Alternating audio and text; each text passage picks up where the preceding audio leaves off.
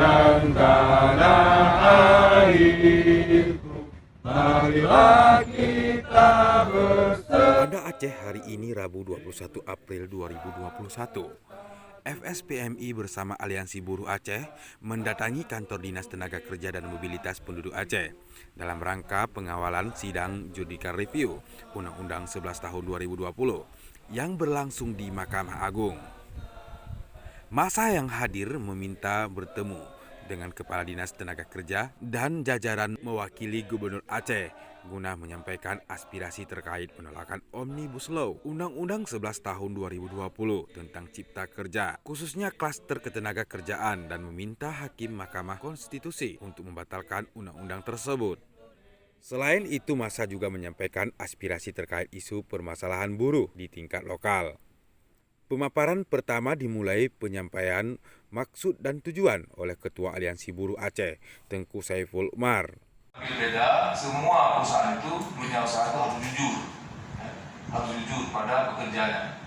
Coba contoh kami lihat Pak, yang kita rasakan sekarang. Yang dirumahkan di Aceh Medan 21 orang. Coba bayangkan sampai hari ini. Dirumahkan. Undang-undang jelas. Ketika itu masih berundang-undang 13 ya.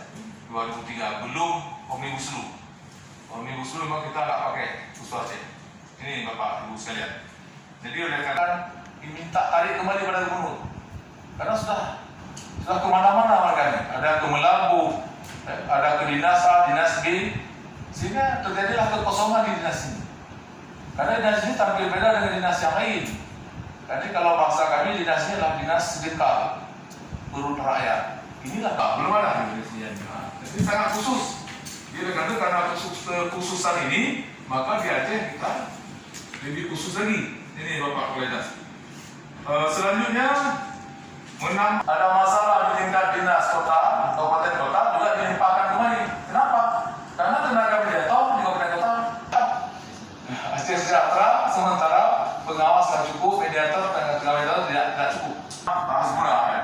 Itu aja tenaga-tenaga yang lalu. Kalau bahasa itu tenaga sosok sudah sangat senior. Tapi keadaannya udah hadir yang junior-junior. Bahas murah lagi. Makanya hari ini kalau kami berpendapat ini adalah orang penting, maka kita berpikir yang penting hari ini, ya? Melaksanakan program-program yang pemerintah. Coba kalau nggak ada buruh Pak, nggak ada yang tanam padi, mau makan apa kita? Ya? Mau makan sagu.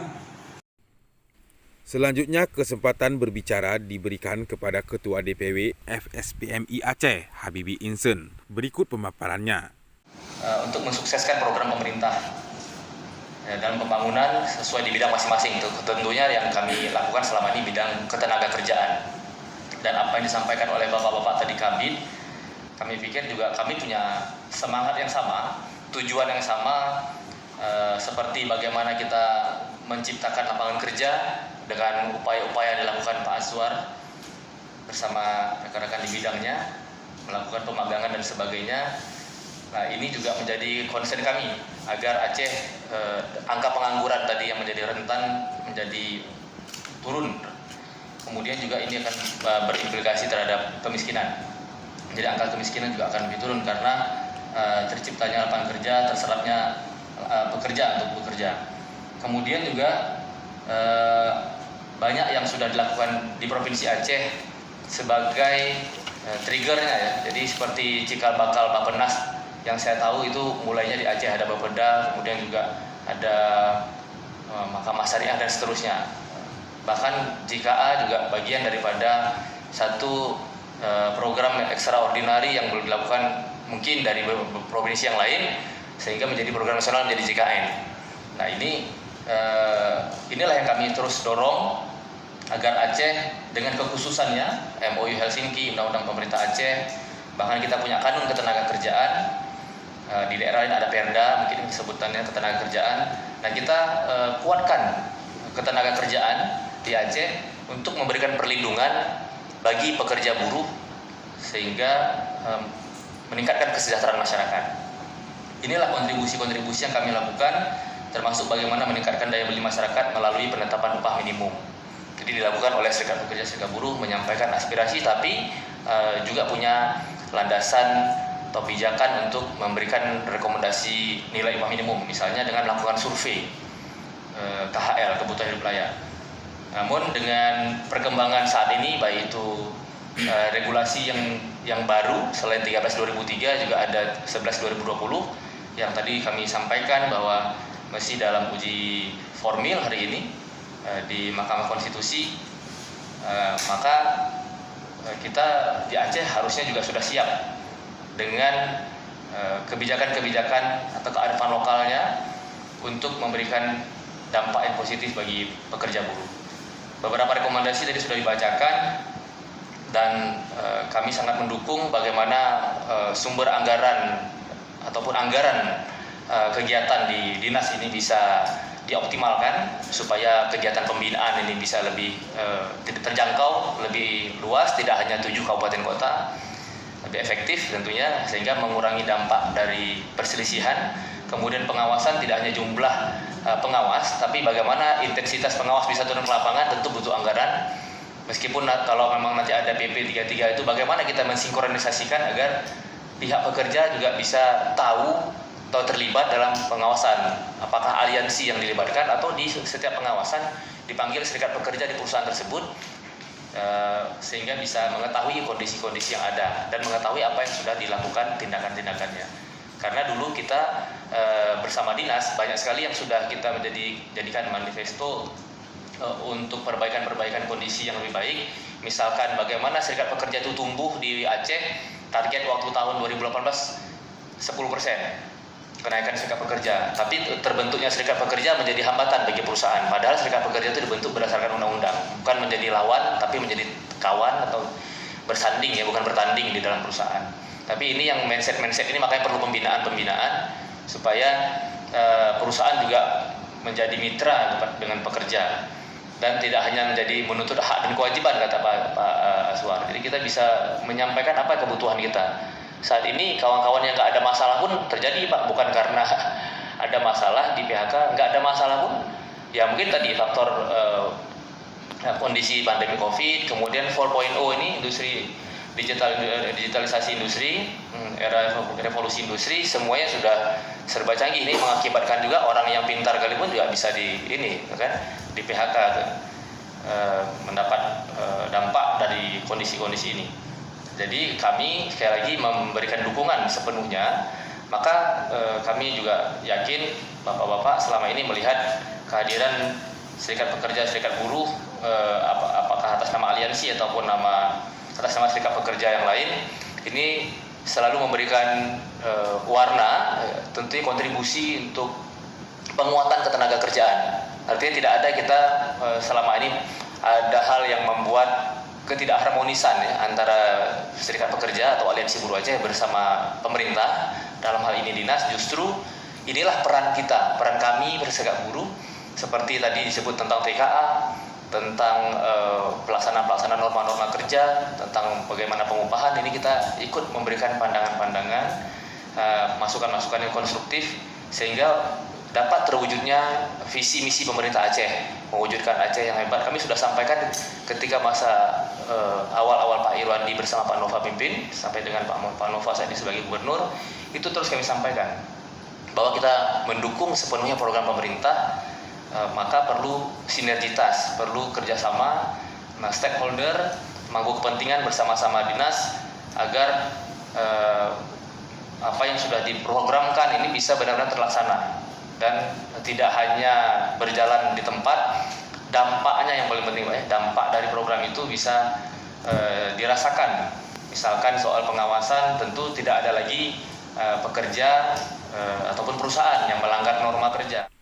Selain itu, penyampaian aspirasi juga disampaikan oleh Sekretaris DPW FSPMI Aceh, Edi Jaswar. Dan mewakili FSPMI Aceh menyatakan sikap kepada Bapak mewakili Gubernur Aceh pada hari ini bahwa FSPMI Aceh dan Aliansi Buruh Aceh menolak secara tegas Undang-Undang 11 tahun 2020, Omnibus Law atau Undang-Undang Cipta Kerja, khususnya klaster ketenagakerjaan. Ada beberapa alasan dan juga kami meminta kepada Mahkamah Konstitusi, Hakim Mahkamah Konstitusi untuk membatalkan undang-undang tersebut. Ada dua alasan yang sangat fundamental. Kenapa kami menolak? Karena ini akan menyerempet dengan pembahasan Bapak-Bapak tadi. Yang pertama sekali adalah tidak mengakomodir aspirasi pekerja buruh di dalam undang-undang tersebut. Dimulai pada rancangan undang-undang yang sebelumnya dibahas dan diundang perwakilan dari buruh, itu tidak memasukkan secara utuh masukan-masukan buruh di dalam undang-undang tersebut. Kemudian juga yang kedua, yang paling sakral di sini adalah menciderai semangat pahlawan pejuang kemerdekaan Indonesia. Hari ini 21 April merupakan Hari Kartini, salah satu pejuang kemerdekaan Indonesia. Apa yang diharapkan oleh cita-cita perjuangan ada di dasar negara kita di 5 Pancasila itu. Dan pada hari ini kita melihat bahwa sila kelima telah dicederai, yaitu keadilan sosial bagi seluruh rakyat Indonesia. Buruh juga merupakan rakyat Indonesia. Ada 3 keadilan sosial bagi buruh yang perlu kita garis bawahi. Yang pertama adalah adanya kepastian kerja. Artinya, seseorang bekerja membutuhkan kepastian kerja. Kapan diangkat menjadi pegawai tetap? Di dalam Undang-Undang 11 2020 ini terindikasi tidak akan ada lagi pekerja tetap. Semua akan dikontrakkan. Kemudian juga masa PKWT atau perpanjang kontrak itu sudah bisa maksimal 5 tahun. Sudah berubah dari tahun Undang-Undang 13 tahun 2023 yang lalu. Maaf cakap, tidak akan ada asap tanpa ada api. Kita juga berharap isu terkait dengan katakanlah mungkin didengar ada BPJS Ketenagakerjaan, ada indikasi korupsi, mohon untuk kiranya diperjelas, ya, diusut tuntas supaya kami, anggota kami para pekerja yang menitipkan uangnya di BPJS Ketenagakerjaan merasa aman, merasa bahwa uangnya betul-betul dipergunakan untuk sesuai ketentuan yang berlaku. Kalau misalnya dikorupsi, maka kepercayaan kawan-kawan kami untuk membayar iuran juga akan semakin melemah. Kemudian yang lebih miris Bapak-Bapak semuanya, pada saat judicial review hari ini sedang dilaksanakan, dan hari ini 21 April 2021 untuk sidang kesekian kalinya, kita juga melihat di awal tahun ini sudah keluar, di saat undang-undang masih diperkarakan, sudah keluar aturan turunannya. Ada 49 aturan turunan yang sudah keluar pada saat ini. Karena memang di Undang-Undang Cipta Kerja bukan cuma klaster ketenagakerjaan, ada juga klaster-klaster yang lainnya. Dari 49 aturan tersebut, 44 adalah peraturan pemerintah, dan 5 adalah 45 peraturan pemerintah dan 4 peraturan presiden, sehingga totalnya ada 49 aturan turunan. Dari 49 aturan turunan tersebut, ada 4 aturan turunan atau peraturan pemerintah yang keterkaitannya dengan klaster ketenagakerjaan. Dikeluarkannya PP 34, PP 35, PP 36 dan PP 37 ini menandakan bahwa meskipun masih diperkarakan oleh kaum pekerja buruh judicial review, tapi pemerintah dengan serta-merta tetap mengeluarkan aturan turunan. PP 34 terkait dengan penggunaan tenaga kerja asing. PP 35 terkait dengan PKWT, outsourcing waktu kerja dan PHK. PP 36 terkait dengan pengupahan, dan yang terakhir PP 37 terkait dengan penyelenggaraan program jaminan kehilangan pekerjaan atau JKP. Jadi Bapak-bapak semuanya, kami melihat ada indikasi bahwa kita pekerja buruh dipaksa menjadi miskin oleh pemerintah melalui Omnibus Law dan kepentingan para korporasi. Kami juga melihat Bapak-bapak dan Ibu-ibu semuanya bahwa ada beberapa ringkasan yang perlu kami sampaikan terkait 4 PP turunan tadi. Yang pertama adalah adanya kemudahan izin penggunaan tenaga kerja asing, dan ini sangat rentan menggerus tenaga kerja lokal kita. Kita menginginkan tenaga kerja lokal kita seperti Pak Azwar sampaikan. Kita menginginkan orang yang tukang tampal ban itu orang kita, jangan orang sebelah. Ke depan bukan orang sebelah, orang luar negeri yang mengambil kesempatan itu. Itu lebih zalim dari yang Bapak sampaikan tadi. Yang kedua, kita melihat di dalam 4 PP turunan itu, jangka waktu PKWT itu menjadi dipanjang. Dari sebelumnya, sekarang saat ini menjadi 5 tahun. Ini juga kerugian bagi anak-anak didik kita, anak-anak calon tenaga kerja kita ke depan. Kemudian kita juga melihat bahwa adanya penurunan pesangon untuk PHK. Dari, kalau sebelumnya mungkin 1 dan 2 kali ketentuan, saat ini ada indikasi setengah kali ketentuan dan 2 kali ketentuan. Ini juga merugikan kami kaum pekerja buruh. Dan yang lebih miris lagi Bapak-Bapak semuanya adalah upah minimum sektoral dihapus. Tidak ada lagi upah minimum sektoral di turunan PP tersebut. Nah, oleh karena itu kita berharap semua pihak itu bisa terlibat aktif dan peduli terkait kondisi ketenagakerjaan, karena buruh adalah aset negara dan kita juga penyumbang devisa bagi negara ini. Angkatan kerja setiap tahun memang semakin meningkat, tapi upaya perlindungan semakin melemah. Kita tidak ingin menjegal pemerintah membuka peluang kerja sebesar-besarnya, tapi yang kita ingin adalah ketika peluang kerja ada, dilindungi pekerja itu. Perlindungan tenaga kerja itu lebih baik, lebih diutamakan dari membuka peluang kerja sebesar-besarnya tapi tidak ada perlindungan. Ibarat kita contohkan KB, keluarga berencana, 2 anak lebih baik, tapi bukan jumlahnya yang kita lihat, tapi konsep keluarga berencana itu melahirkan, mendidik, berupaya supaya anak itu sukses dan tertata kehidupannya. Kita juga berharap negara seperti itu, negara berencana, negara menghadirkan tenaga kerja yang unggul, gajinya lumayan, kemudian penghidupannya layak, dan juga bisa bersaing dengan dunia internasional. Kita menginginkan perjuangan pekerja ini sebetulnya salah satunya yang sering digaungkan oleh Presiden kami di tingkat pusat, bahwa untuk menekan Gini rasio, Bapak-Bapak. Artinya ketimpangan ekonomi antara si kaya dengan si miskin itu tidak terlalu jauh ketimpangannya. Bukan yang kaya semakin kaya, yang miskin semakin miskin. Kita melihat negara-negara luar, antara kaya dan miskin itu hampir bersamaan. Kita tidak tahu siapa yang kaya, siapa yang miskin. Ketika kita Gini rasio bisa kita tingkatkan, disitulah wujud negara demokrasi sebetulnya, menciptakan keadilan sosial bagi seluruh rakyat Indonesia. Maka oleh karena itu, harapan kami yang pertama, negara bisa hadir untuk melindungi buruh dan rakyat Indonesia. Kemudian untuk pemerintah Provinsi Aceh, seperti disampaikan oleh pendahulu kami, bahwa pemerintah Aceh kita berharap lebih responsif. Terakhir pemaparan aspirasi oleh Ketua PCSPII Aceh, Usman. Masukan terutama pimpinan buruh ini juga buruh kami Pak di bidang siraman rohani. Jadi sering kami diingatkan yang bahwa letakkan sesuatu pada tempatnya, berikan sesuatu kepada ahlinya. Oleh karena itu hari ini juga karena saya selama ini memang sudah melelahkan naik turun pengadilan Pak untuk mengadvokasi buruh, tapi tetap berjuang terus demi anak cucu untuk ke depan. Yang pertama sekali khusus untuk Pak Kadis, saya ulangi lagi,